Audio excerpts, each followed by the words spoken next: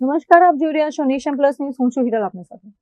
ભાવનગર જિલ્લાના વલ્લભીપુર તાલુકાના નવા ગામમાંથી એક ચિંતાજનક સમાચાર સામે આવ્યા છે. અહીંના લોલિયાળા પ્રાથમિક શાળામાં આજે એક સેવાભાવી સંસ્થા દ્વારા રાખવામાં આવેલા જમણવાર બાદ ફૂડ પોઈઝનિંગની ઘટના બનતા અફરાતફરીનો માહોલ સર્જાયો હતો.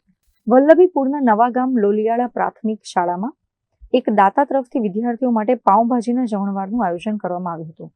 અંદાજે 40થી વધુ બાળકોએ હોંશે હોંશે પાઉંભાજી આરોગી હતી, પરંતુ થોડા જ સમયમાં આ ખુશીનો પ્રસંગ આફતમાં ફેરવાઈ ગયો હતો. એક પછી એક વિદ્યાર્થીઓને ઉલટીઓ થવાની શરૂઆત થઈ હતી. 6 થી 14 વર્ષની વયના 19 જેટલા બાળકોને ફૂડ પોઈઝનિંગની અસર જણાતા ગામના સરપંચ લીલાબેન પરમાર અને અગ્રણીઓએ ખાનગી વાહનો મારફતે બાળકોને વલ્લભીપુર આરોગ્ય કેન્દ્ર પહોંચાડ્યા હતા. ઘટનાની ગંભીરતા જોઈ વલ્લભીપુર મામલતદાર અને ટીપીઓ પણ તાત્કાલિક હોસ્પિટલ દોડી આવ્યા હતા અને બાળકોની સ્થિતિ અંગે તબીબો સાથે ચર્ચા કરી હતી. વલ્લભીપુર આરોગ્ય કેન્દ્રની ટીમે યુદ્ધના ધોરણે સારવાર શરૂ કરતા હાલ તમામ બાળકોની સ્થિતિ સ્થિર હોવાનું જાણવા મળ્યું છે.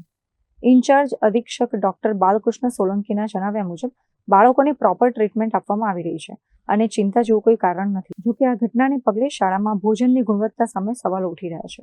આજ રોજ સાંજે 4:30-5 વાગે આજુબાજુ અમને સમાચાર મળતા નવાગામ લોલિયાણા પ્રાથમિક શાળાની અંદર બપોરે પાઉંભાજી ખાવાથી આશરે 15થી 17 બાળકોને ઝાડા ઉલટી થઈ જવાથી તેઓને અહીં લાવેલા અને અમને સમાચાર મળતા અમે પહેલેથી જ બધી તૈયારી કરી રાખેલી, જેમાં દરેક બાળકોને દાખલ કરીને અને જરૂર પૂરતી સારવાર બધા બાળકોને આપેલ છે તથા CHCનો તમામ સ્ટાફ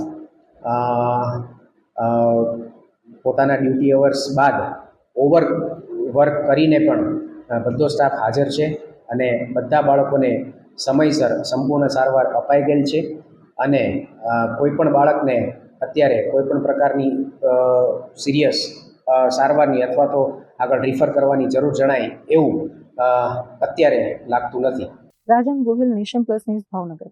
સમાચારોનો સતત અપડેટ મેળવવા માટે અમારી નેશન પ્લસ ન્યૂઝની યુટ્યુબ ચેનલને સબસ્ક્રાઇબ કરો, બેલ આઇકન દબાવો અને જોડાયેલા રહો ફેસબુક, ઇન્સ્ટાગ્રામ અને ટ્વિટર પર.